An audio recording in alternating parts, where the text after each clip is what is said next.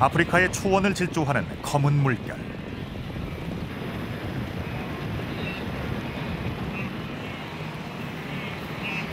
지상 최대의 동물 대이동이 시작된다.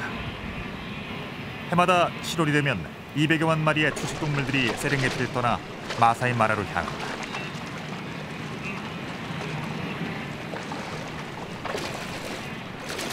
지구상에서 가장 많은 수의 동물들이 일제히 대이동을 하는 시기.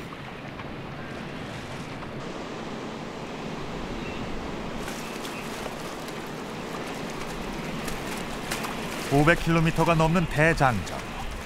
세렝게티와 마사이 마라를 흐르는 마라강 도하는 마치 전쟁터를 방불케 한다.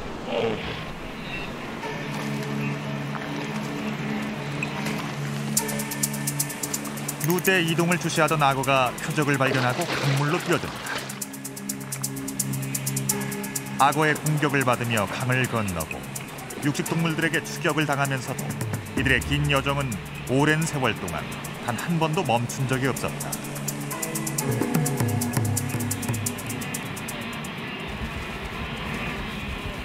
탈출에 가까우리 만큼 필사적인 대이동을 감행하는 이유는 오직 하나, 살아남기 위해서다.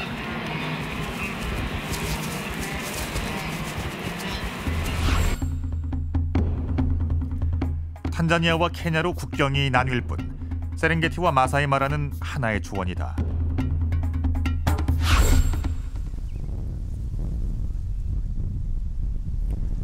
마사이 마라 대초원에 도착하면 초식동물들의 대장정은 드디어 마침표를 찍게 된다.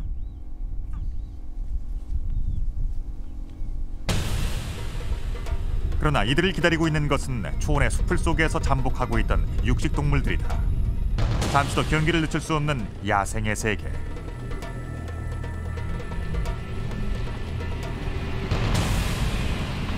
사자나 치타 같은 육식동물이 노리는 먹잇감은 대이동에 지친 누떼와 그 새끼들이다.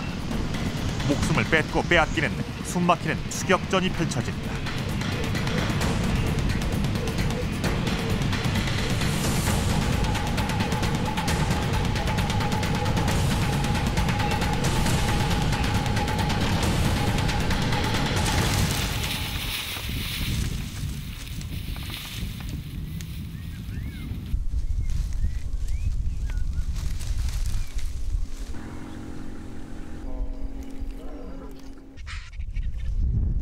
한 생명의 죽음이 또 다른 생명으로 이어지는 순환과 공존.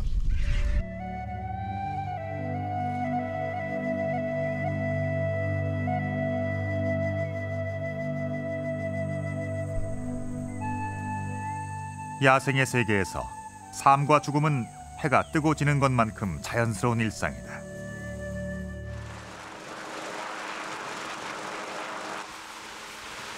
마사이 마라의 새로운 하루가 시작됐다.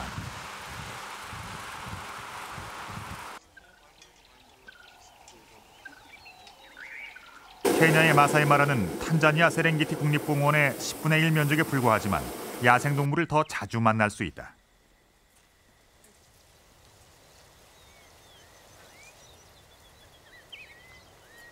세렝게티의 야생동물들이 해마다 마사이 마라로 대거 이동해오기 때문이다. 세렝게티의 건기가 찾아오는 7, 8월이 되면 200여만 마리의 초식동물들이 물과 풀을 찾아 마사이 마라로 건너오고 이들을 따라서 육식동물들도 함께 이동해온다. 반대로 마사이 마라의 건기가 시작되는 10월이 되면 동물들은 다시 세렝게티로 돌아간다.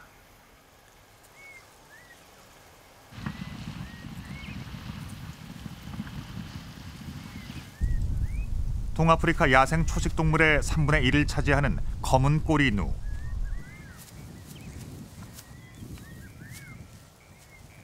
아프리카의 전설에 따르면 신이 소의 뿔과 염소의 수염, 말의 꼬리를 이어붙여 만들었다는 속과의 동물이다.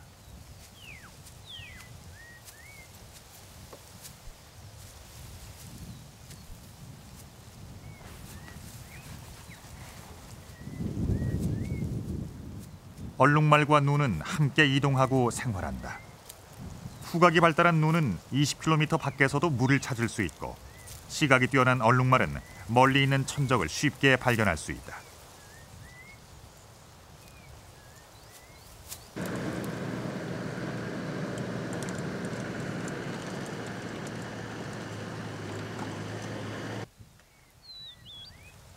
사자는 주로 이른 아침이나 늦은 오후에 사냥을 하기 때문에 한낮엔 물가나 나무 그늘을 찾아가야 한다.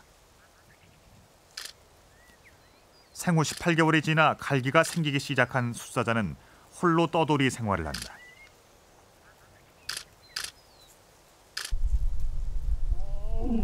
사냥을 하며 새끼를 키우는 일은 암사자의 목. 다자란 숫사자가 암사자와 함께할 때는 짝짓기 철뿐이다.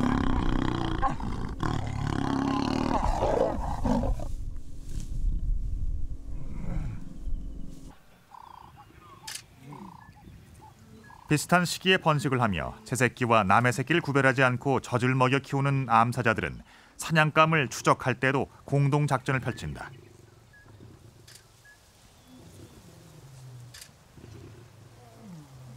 사냥 능력이 떨어지는 숫사자는 다른 무리로부터 영역을 지키는 일을 하지만 이마저도 잘 수행하지 못하면 다른 숫사자에게 자리를 내줘야 한다.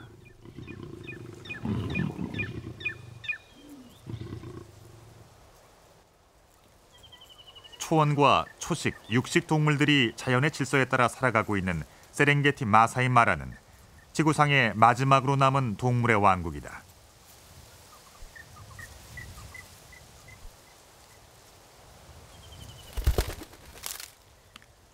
그러나 최근 15년 사이 마사이 마라에는 야생동물의 개체 수가 급격한 감소 추세를 보이고 있다.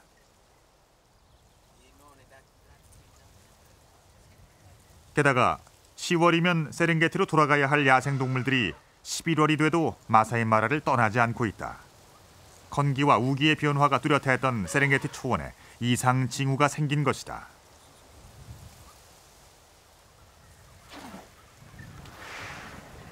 세렝게티로 돌아가질 않고 마사이 마라에 남아 번식을 하는 동물들도 눈에 띄었다.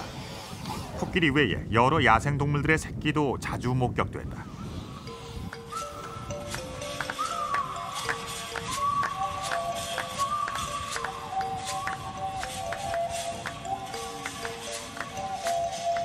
코끼리의 수태 기간은 22개월로 꽤 긴 편이다. 한 배에 한 마리를 낳는데 새끼는 태어난 뒤 15분이면 걸을 수 있고 수명은 6, 70년가량이다.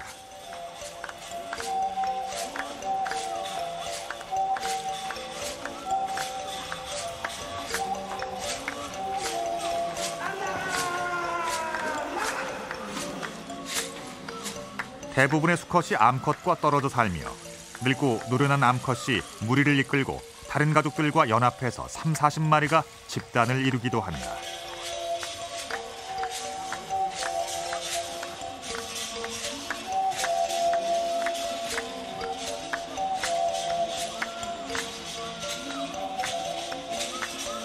평균 4톤이나 나가는 거구지만 초식동물이라 하루의 대부분을 물과 풀을 먹는 데 보낸다.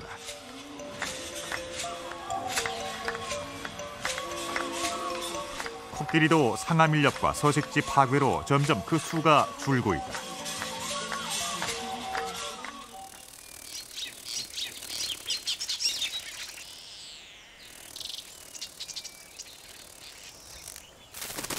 마사이 마라에 동물들만 있는 것은 아니다.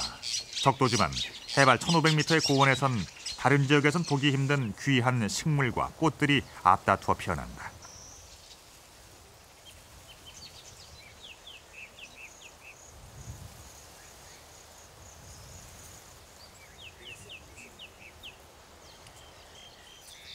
사냥을 하지 않을 때 느긋한 육식 동물들과는 달리 초식 동물들은 언제나 경계태세를 늦추질 않는다.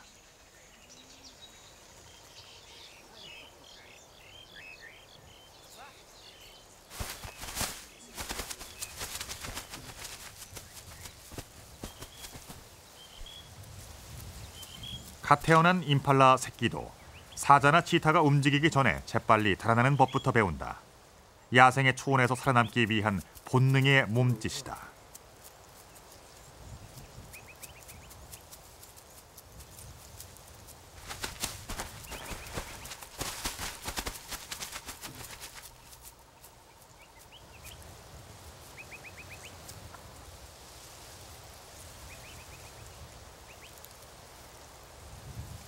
태어난 지 며칠 되지 않은 아기 원숭이에겐 눈에 보이는 모두가 신기한 것들 뿐이다.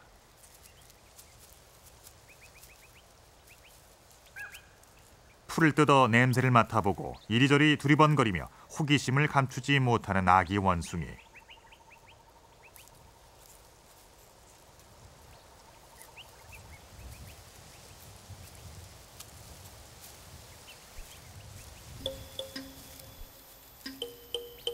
개코 원숭이들은 장난기가 심하고 난폭한 편이다.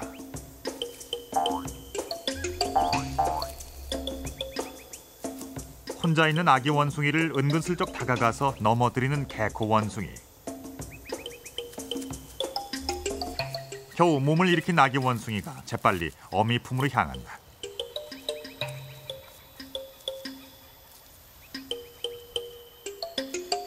세상 구경에 한눈 파느라 어미와 떨어지게 된 아기 원숭이가 심술궂은 개코 원숭이에게 또 걸려들었다.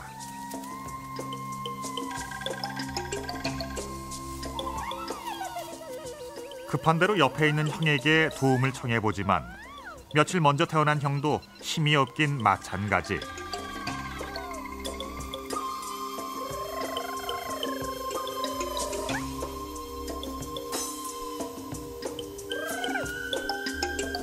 어린 개코 원숭이에게 가장 안전한 곳은 아직 어미의 품이다.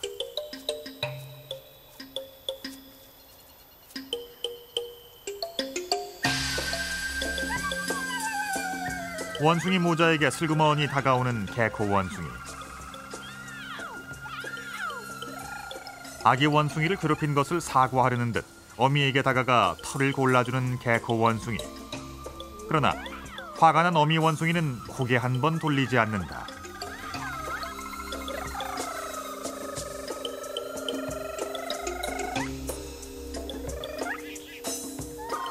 계속해서 털을 골라주고 벌레를 잡아주는데도 아예 등까지 돌리고 앉는다. 어미에게 가장 화가 나는 일은 새끼가 괴롭힘을 당하는 일이다.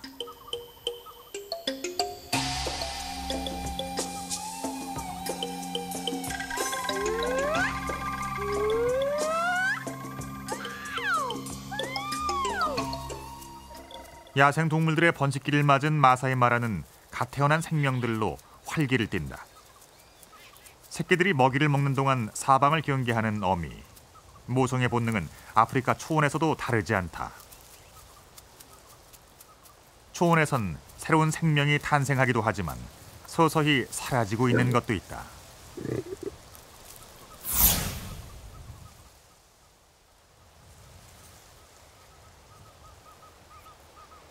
아프리카의 대표적인 대형 초식동물 코뿔소다. 인류보다 더 오래전부터 존재해온 지구에서 가장 오래된 동물 가운데 하나인 흰 코뿔소는 현재 멸종 위기종으로 지정돼 있다. 개체 수의 급감은 밀렵이 가장 큰 요인이다. 코뿔소의 뿔로 장식품을 만들거나 약재로 쓰는 여러 나라의 풍습 때문이다.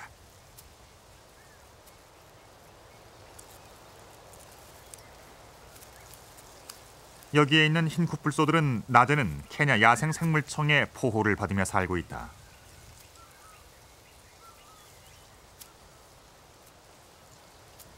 흰 코뿔소의 멸종 위기는 모두 인간의 욕심 때문이다.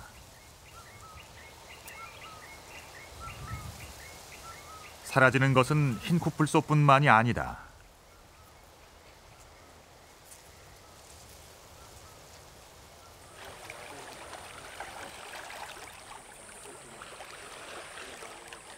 세계 최대의 홍학 서식지인 나쿠루 호수. 홍학을 비롯한 370여 종의 조류들이 살고 있어서 지구상 가장 위대한 새들의 천국으로 불리는 곳이다.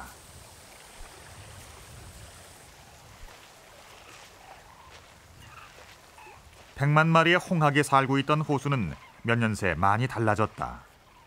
동부 아프리카의 가뭄으로 호수의 물은 급격히 감소했고 주위에서 흘러드는 오염된 폐수로 인해서 홍학은 원래의 5분의 1 수준인 20만 마리로 줄어들었다.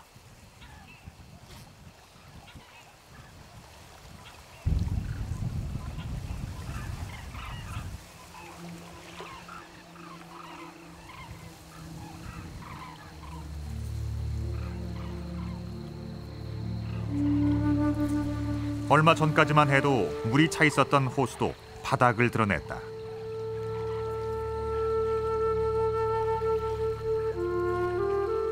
호수 바닥에 허옇게 말라붙은 소금 덩어리.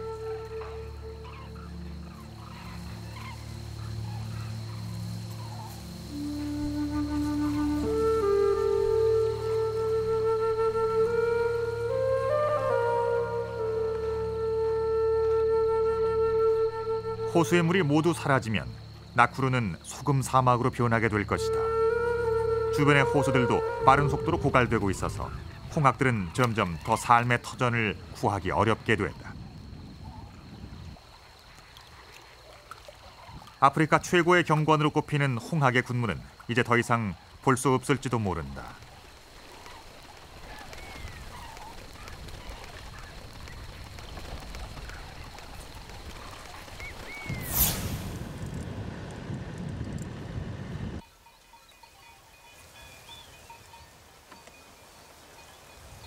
케냐는 거주와 방목을 허용하는 동물 포호구와 이를 전면 금지하는 국립 포호구로 나뉜다.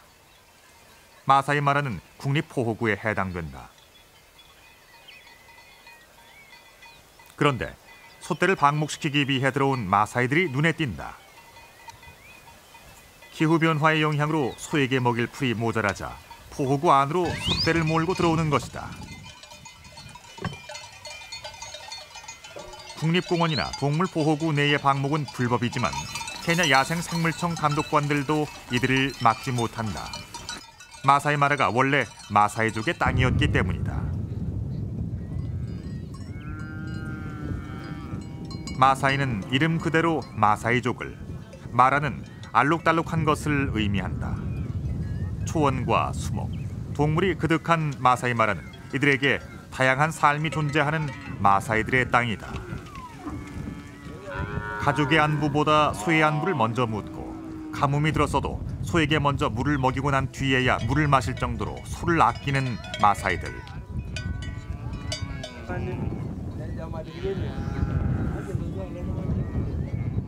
남자들은 소떼를 몰고 이동하느라 집을 비우는 날이 많기 때문에 마을엔 여자와 아이들뿐이다.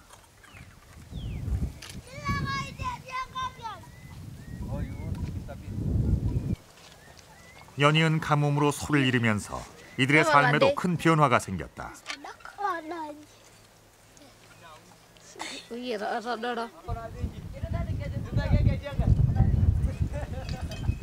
아프리카의 전사 마사이가 들고 있는 것은 창이 아닌 휴대전화다.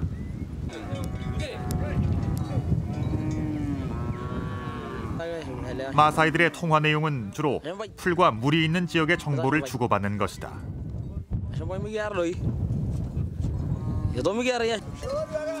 나이프? 와, 셉니다. 요즘은 이제 마사이도 칼하고 핸드폰하고 같이 갖고 있거든요. 라이온. 칼하고 나이프, 이 핸드폰이 같이 차고 있어요. 이게 아주 필수품입니다. 요즘은 마사이도 변했습니다. 마사이족을 상징하는 붉은 천을 두른 채 오토바이로 추원을 달리는 마사이들.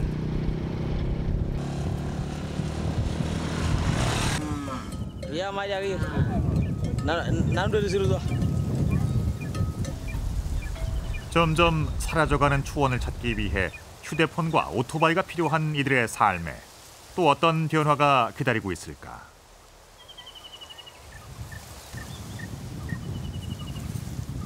해가 질 무렵 맹수들이 본격적인 사냥에 나서는 시간이다. 긴장감이 돌기 시작하는 사바나.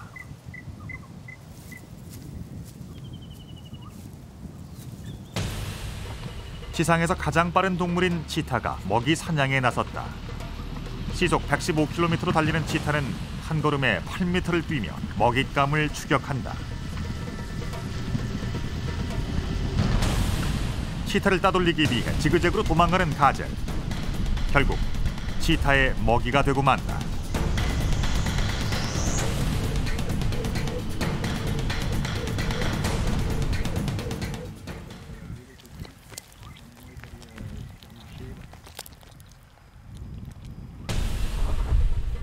암사자들이 노리는 동물은 따로 있다. 수풀에 몸을 숨긴 채 몰래 얼룩말을 따라가다가 거리가 좁혀지자 맹렬한 기세로 추격을 시작한다.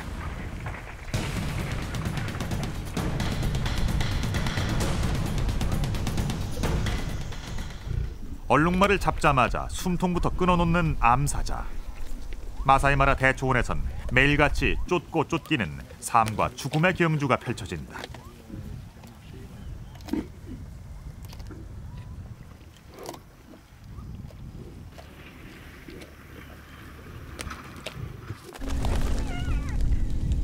사자가 배를 채우고 떠나면 새들과 하이에나가 남은 찌꺼기를 처리한다. 뼈까지 먹어치우며 초원의 청소부 역할을 하는 하이에나.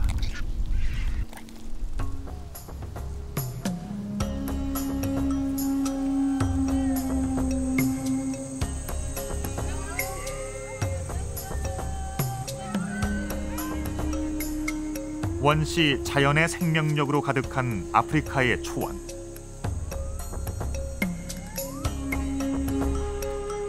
약육 방식의 세계지만 초원에선 한없이 강한 자도 한없이 약한 자도 따로 정해져 있지 않다.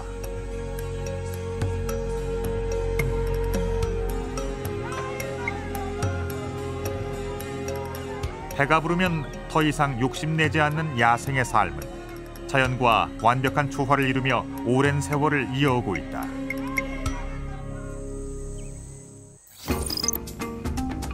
지구의 마지막 유산인 아프리카의 대초원. 이곳에 깃들어 사는 생명들은 모두 어디서 왔을까? 아프리카 원시 생명의 기원을 찾아 케냐 북부로 향한다.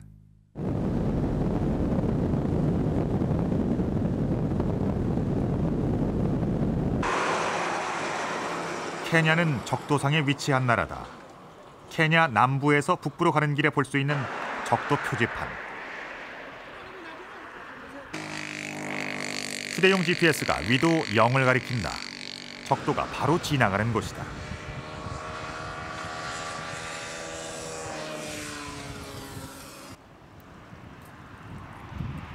이 적도 표지판을 경계로 북반구와 남반구로 나뉜다.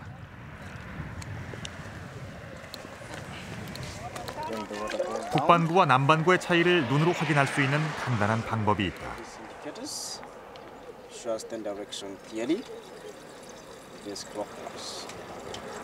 물이 빠질 때 회전하는 방향을 보면 북반구에선 시계 방향으로 물이 회전하는 것을 볼 수 있다.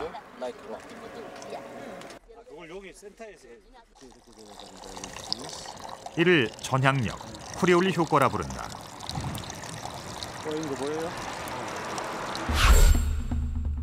지구의 자전으로 인해 남반구와 북반구가 서로 반대 방향으로 힘이 쏠리는 현상이다.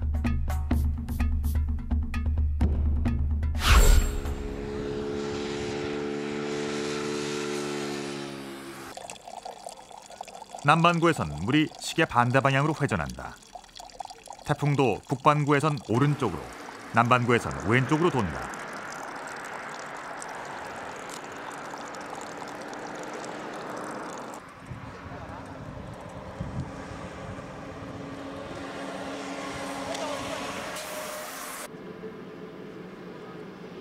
이 효과는 극지방에선 가장 크게, 적도지방에선 가장 작게 나타난다. 적도에선 움직이지 않는 나무 조각. 물이 회전하지 않고 수직으로 흘러내린다. 남반구와 적도, 북반구를 나란히 놓고 보면 그 차이를 확연히 알 수 있다.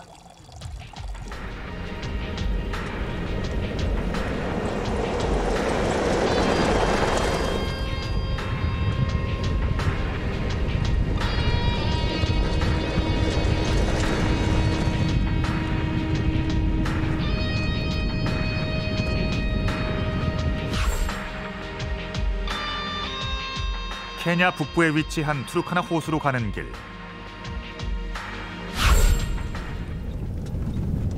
나이로비에서 720km나 떨어져 있어서 차로 2박 3일을 달려야 하는 먼 길이다.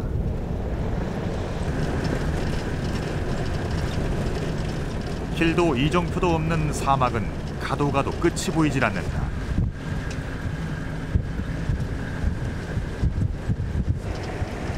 의지할 것이라곤 나침반과 지도 한 장뿐. 여기서 그만 길을 잃고 말았다. 아까 여기로 들어왔잖아요. 여기로 들어와서 지금 여기는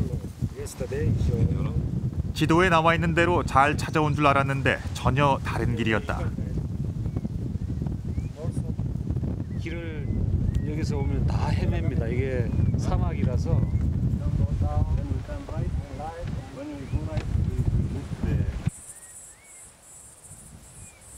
저 거대한 사막 한가운데에 원시 생명의 땅 투르카나가 있다.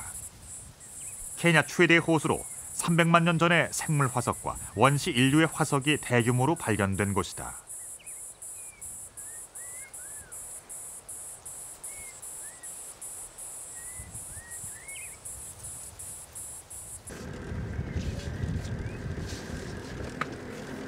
사바나 초원이 있는 남쪽과는 전혀 다른 풍경. 케냐 국토의 대부분을 차지하는 사막지대다.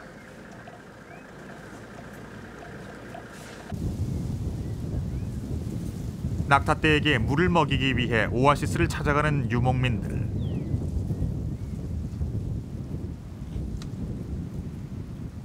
케냐는 국토의 80%에서 사막화가 진행돼 점점 물이 사라지고 있다. 급격한 사막화 현상으로 케냐 북부와 동북부 건조 지역은 가축은커녕 사람이 마실 물도 없는 풀모지로 바뀌고 있다.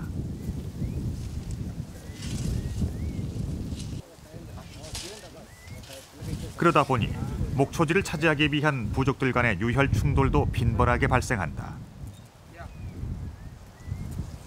물을 찾아 헤매는 이들에게 모래가 물처럼 보이는 신기루는 간절히 믿고 싶은 현실일 것이다.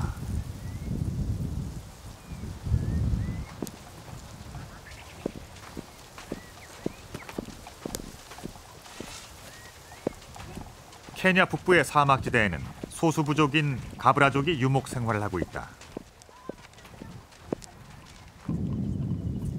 세간살이를 모두 낙타 등에 싣고 사막을 떠돌아다니는 부족이다.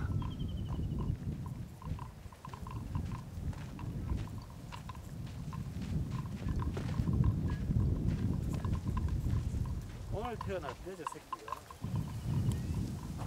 낙타의 발바닥은 작은 방석처럼 돼 있어서 200kg의 짐을 지고도 시속 30-40km로 하루 종일 사막을 걸을 수 있다.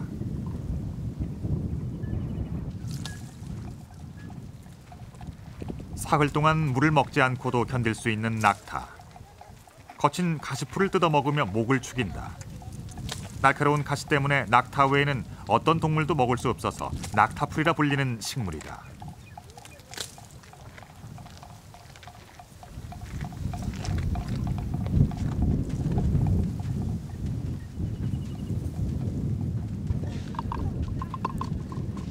오늘 아침에 태어난 새끼 낙타가 어미 등에 업혀 사막을 건넌다. 낙타는 2-3년에 한 번 새끼를 낳는다. 걸음을 떼고 나면 평생 사막을 걸어야 하는 낙타의 일생에서 어쩌면 지금이 가장 편안한 시절일 것이다.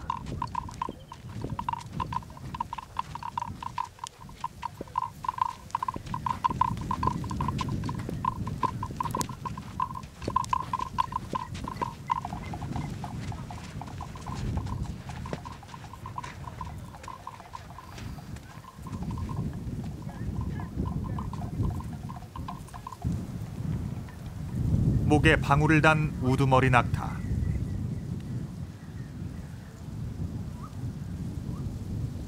물을 찾아 떠나는 낙타들 앞에 행운의 상징인 커다란 무지개가 걸렸다.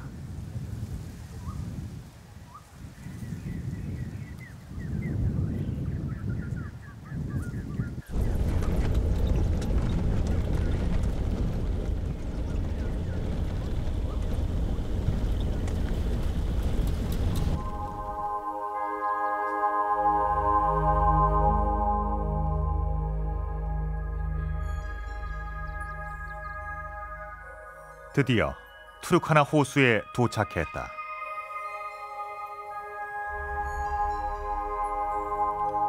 사막 한가운데 바다처럼 펼쳐진 호수.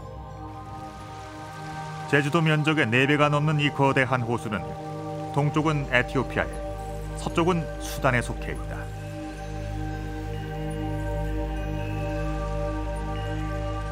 이 깊고 푸른 호수에 원시 인류의 역사가 담겨 있다.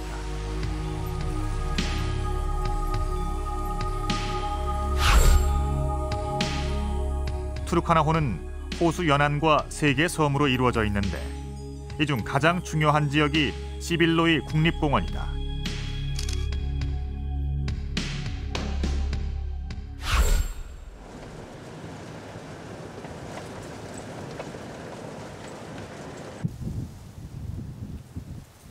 투르카나 호수 동쪽 습지에 자리한 시빌로이 국립공원.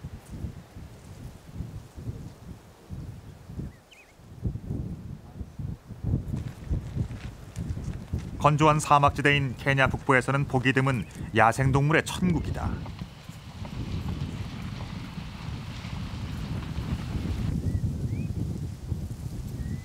초식동물들도 많지만 350여 종의 새들이 서식하고 있어서 국제 조류 보호구역으로 지정이 돼 있다.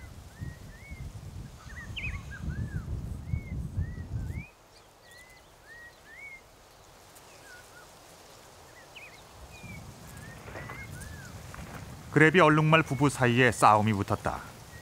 누구도 양보하지 않는 팽팽한 부부 싸움. 서로에게 단단히 화가 난 모양이다.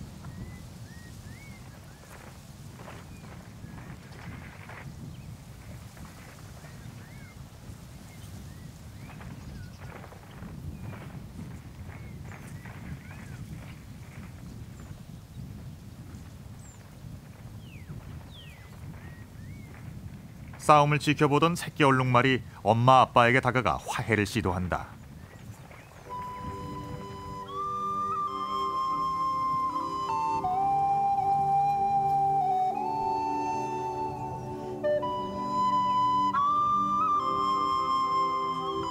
언제 그랬냐는 듯 금세 화해하는 부부. 자식에겐 한없이 약해지는 부모의 마음은 어디서나 똑같다.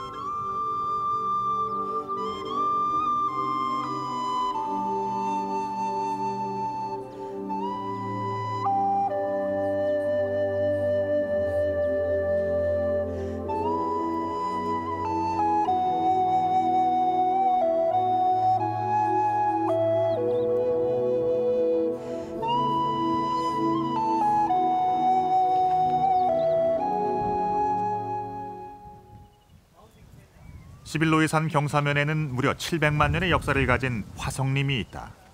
말 그대로 화석이 돼버린 숲이다.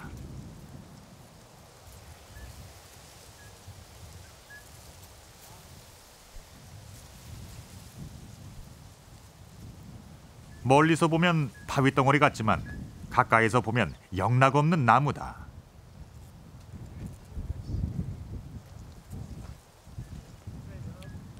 나무가 오랜 세월을 거치면서 단단한 돌로 바뀐 것이다.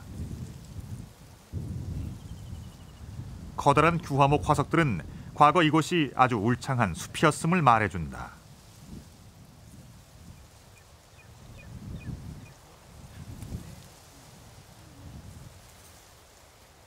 나뭇결까지 생생하게 살아있는 규화목은 수백만 년이 지났지만 마치 가스러진 고목처럼 보인다.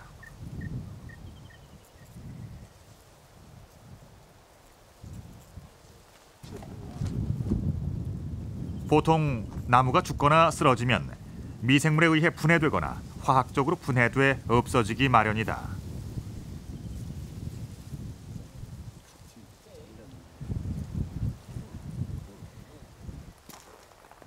그러나 이곳에선 투르카나 호수 중앙섬이 폭발하면서 나무들의 구조와 조직, 나이테까지 고스란히 남은 채 화석이 됐다. 그러다 오랜 세월 풍화작용에 의해서 하나둘 모습을 드러낸 것이다.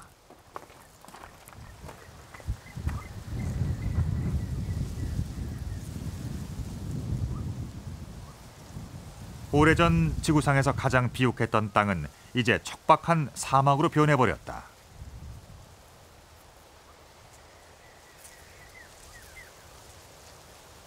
(1960년대) 후반 과거 이 지역의 자연 환경을 추정할 수 있는 화석이 대거 발견됐다. 당시 발굴된 화석들이 전시되어 있는 쿠비포라 연구소.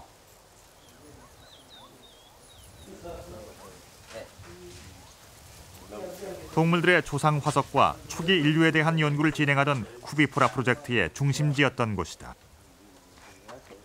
300만 년 전의 산호 화석. 이렇게 꽃이 이렇게 핀 게 이렇게 회색 돌로 됐어. 이런 게 비슷한 거예요? 투르카나 호수에서 살았던 거북의 화석도 발견됐다. 돌로 된.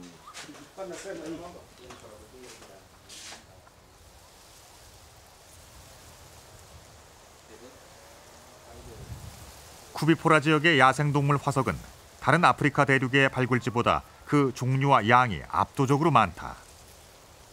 250만 년. 특히 이곳에선 동물의 표본 화석뿐 아니라 철기 시대의 유물 4,000점이 함께 발굴되기도 했다.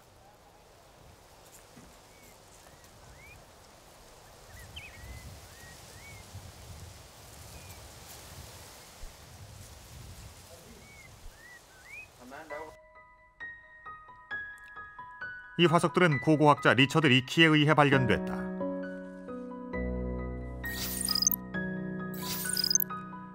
영국 태생의 고고 인류학자인 부모와 함께 아프리카 동부 지역에서 수많은 원시 인류 화석을 발견했던 리처드 리키.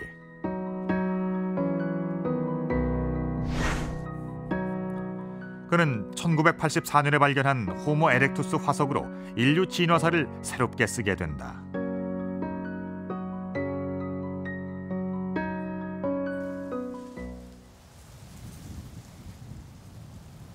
지금도 쿠비포라 지역은 원시 인류의 화석이 가장 많이 발견된 것으로 꼽힌다.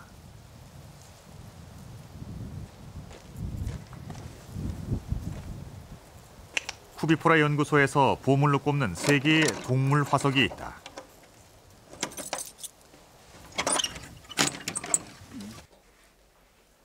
그중 하나가 큰 거북 화석이다.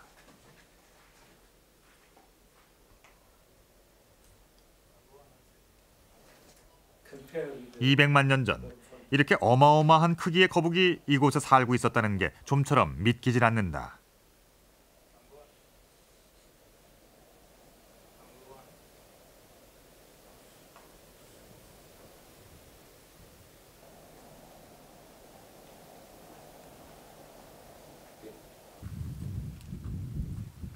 큰 거북 화석과 함께 아주 귀한 화석으로 보존되고 있는 선사코끼리의 화석.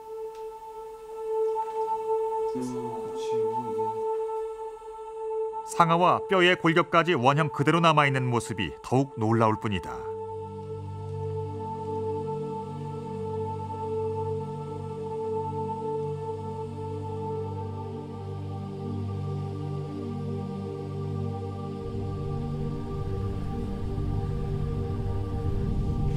(200만 년 전) 투르카나 호수에 살았던 악어의 화석.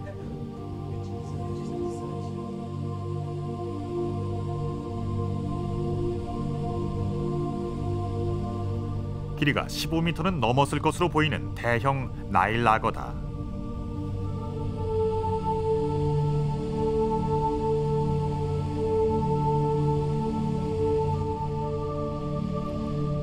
이 화석들은 100만 년에서 300만 년 전의 흔적을 찾는 자료로 아주 중요한 가치를 갖고 있다.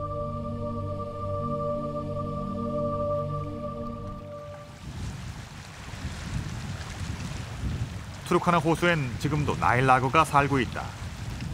예전에 비해 거의 사라졌지만 아직도 이곳은 여전히 아프리카에서 가장 중요한 나일 악어의 서식지다.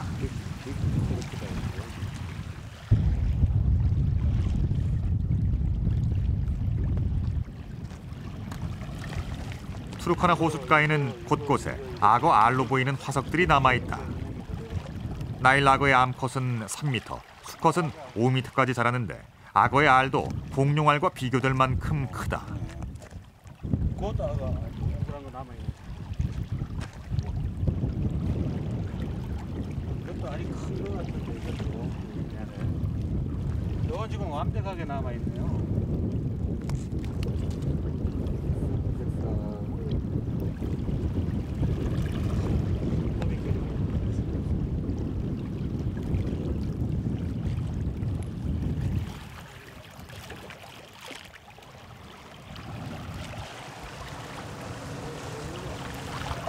투르카나 호수의 중앙섬은 접근이 쉽지 않아 비교적 외부에 알려지지 않은 곳이다.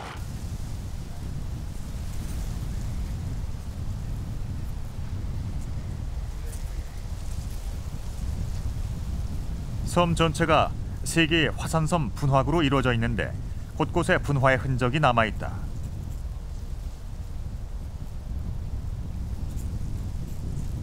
쿠비포라 유적지는 200만 년 전 이곳에서 일어났던 화산 폭발로 인해 만들어진 곳이다.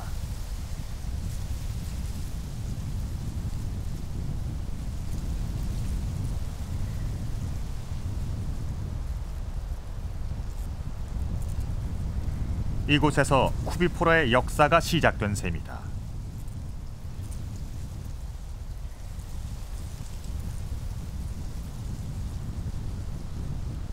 워낙 넓은 데다 특유의 물빛 때문에 옥빛 바다라 불리는 투르카나 호수.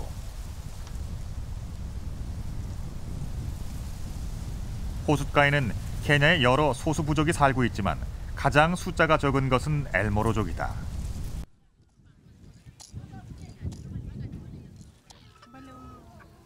이들의 인구는 모두 합해 수백 명밖에 되질 않는다.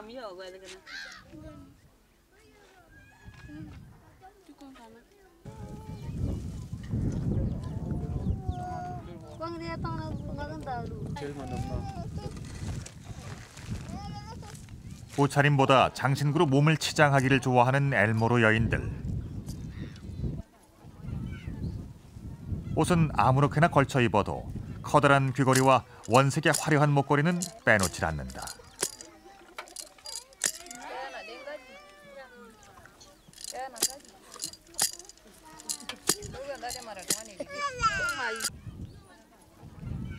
시기나거로 악명 높은 거대한 나일 악어를 사냥하며 투르카나의 악어 전수라 불렸던 엘모로 부족의 남자들.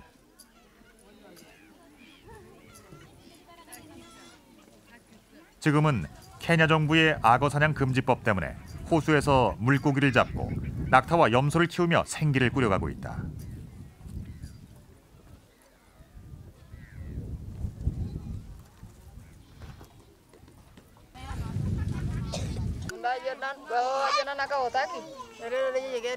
엘모로 여인이 옥수수를 빻아 우갈리를 만들고 있다. 아프리카인들의 주식 우갈리는 옥수수 가루를 찐 것이다. 껍질을 벗기지 않고 찌는 것은 도나라 부른다. 우갈리가 흰 쌀밥이라면 도나는 현미밥인 셈이다.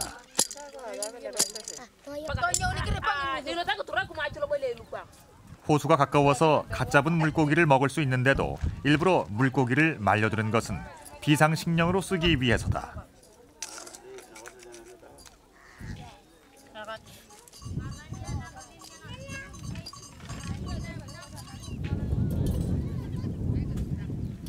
오랜 세월 동안 투르카나 호수를 삶의 터전으로 삼아온 엘모로족.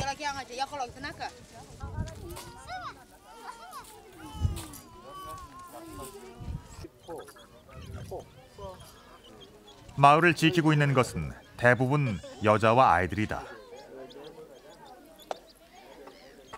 5 식구는 식수를 구하러 떠난 아버지가 돌아오기를 기다리고 있다.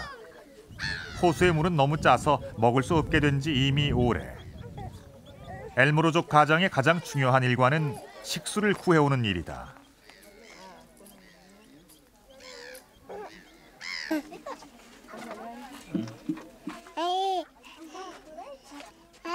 마른 풀로 엮은 아담한 쌍둥이네 집은 여느 엘모로족의 집과 비슷하다.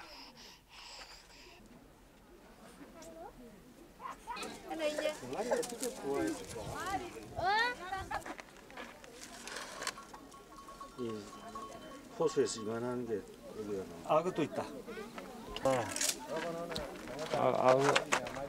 투르카나 호수의 나일 악어. 오래전 악어 사냥의 흔적이다.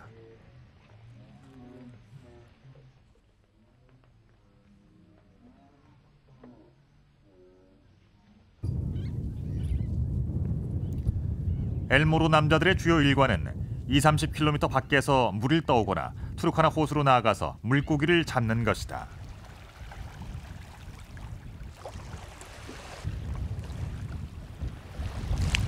사방이 온통 거대한 사막뿐인 이곳에서 투르카나 호수는 엘무로족의 유일한 삶의 터전이다.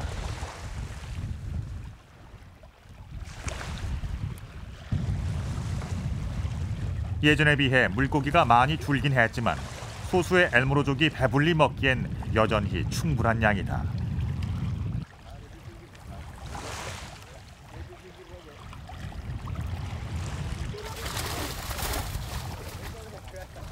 깊은 호수로 나가지 않고도 그물만 던지면 팔뚝만한 고기들을 내어주는 생명의 호수 투르카나.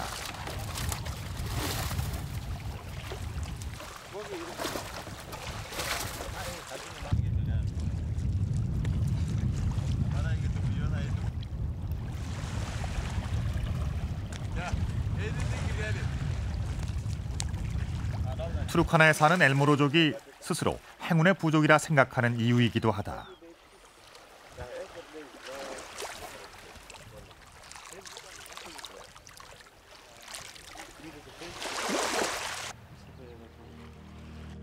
그러나 투르카나 호수의 위기는 오래전부터 예고되어 왔다. 투르카나 호수는 아프리카의 큰 호수들 중 가장 염도가 높다. 에티오피아에서 흘러들어오는 오모강 물줄기가 유일하게 유입될 뿐 배출구가 없다. 가뭄이 계속되면 호수의 염분이 높아질 수밖에 없는 구조다.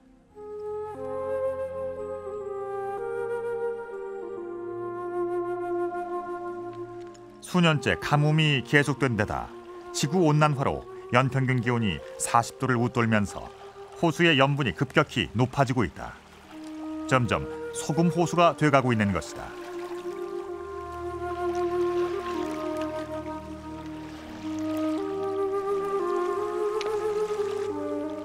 지난 2006년도에는 에티오피아에서 투르카나 호수로 흐르는 오모강 물줄기를 막으면서 부족 간의 전투가 벌어지기도 했다.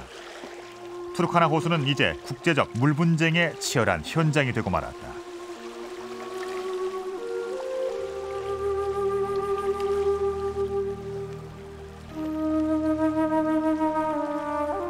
투르카나 호수를 터전으로 살아온 여러 부족들의 앞날에도 어두운 그림자가 드리워졌다.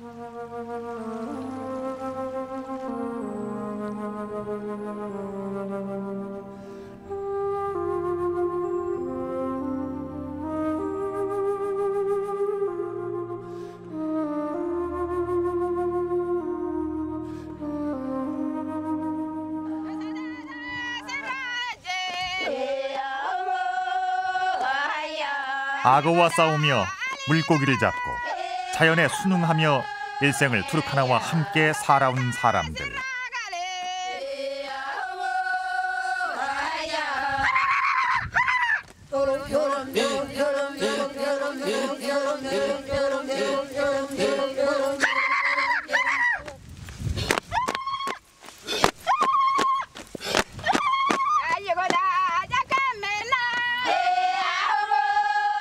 지구상에 얼마 남지 않은 이 사람들도 호수와 함께 위기의 운명에 놓여 있다.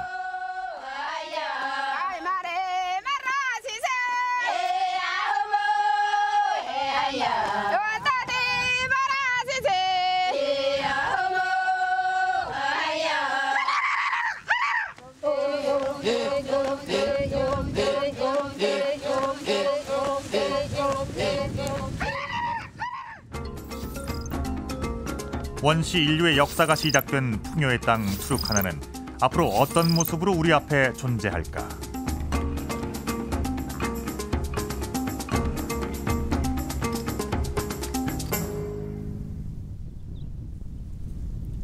시빌로이 국립공원에 아침이 왔다.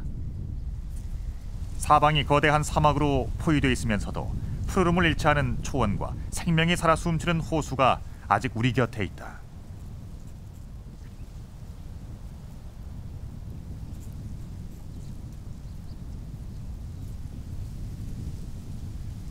초원에서 풀을 뜯고 새끼를 낳아 기르는 야생 동물들도 이 투르카나가 삶의 터전이다.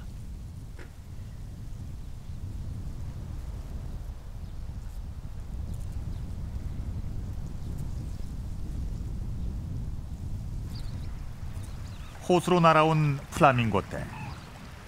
국제 조류 보호구역으로 지정된 이곳은 여전히 새들의 천국이다.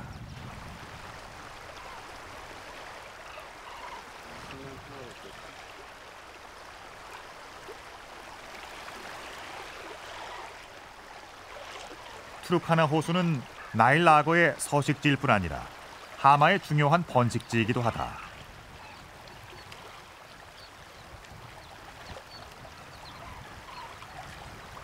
눈과 코만 내놓은 채 하루 종일 물속에서 보내는 하마. 코끼리와 코뿔소 다음으로 몸집이 큰 초식 동물이다.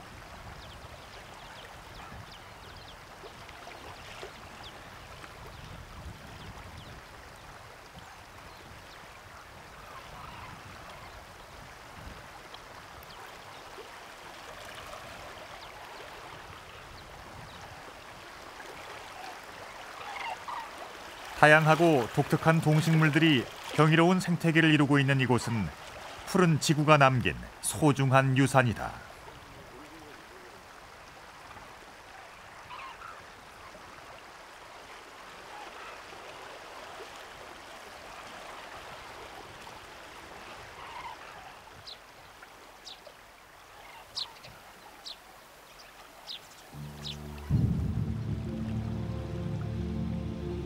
그러나 점점 말라가고 있는 투르카나 호수의 상태는 겉으로 보기보다 훨씬 심각하다.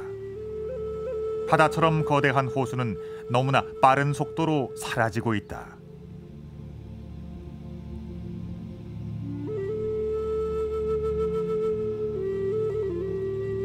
얼마 전까지만 해도 호수였던 곳이 맨땅을 드러냈다.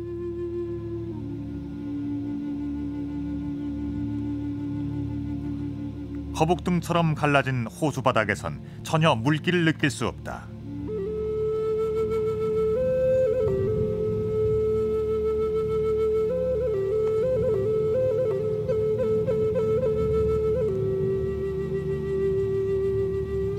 Now, normally here in Sibiloy, we normally receive 2 rainy seasons per year. But for the last 2 years, we have received only 2 rainy seasons that has rained only for 2 days. So that shows how severely we are affected by the global change. Now, when you see at the lake shore, it has receded. Some years ago, we had the lake into the inland about 400 meters away. But now that 400 meters is now on land. It's no longer in the lake. So that has affected the operation, has affected the park severely. Turkana, this is Campo Turkana. 국립공원을 관리 감독하는 케냐 야생생물청도 할 수 있는 것이 아무것도 없다.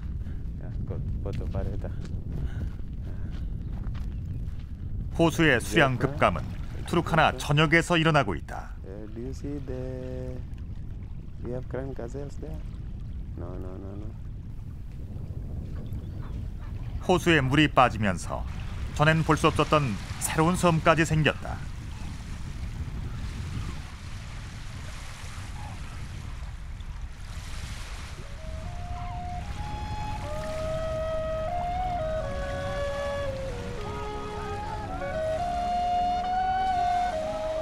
이렇게 아름다운 자연의 모습을 이젠 더 이상 볼 수 없게 될지도 모른다.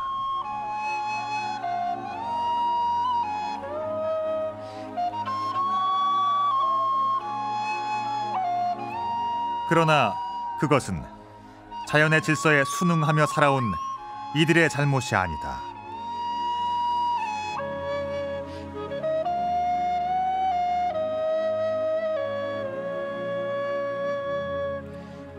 훼손되지 않은 태초의 순결과 신생의 모습. 지구가 남긴 마지막 유산을 지키는 일은 우리들의 몫이다.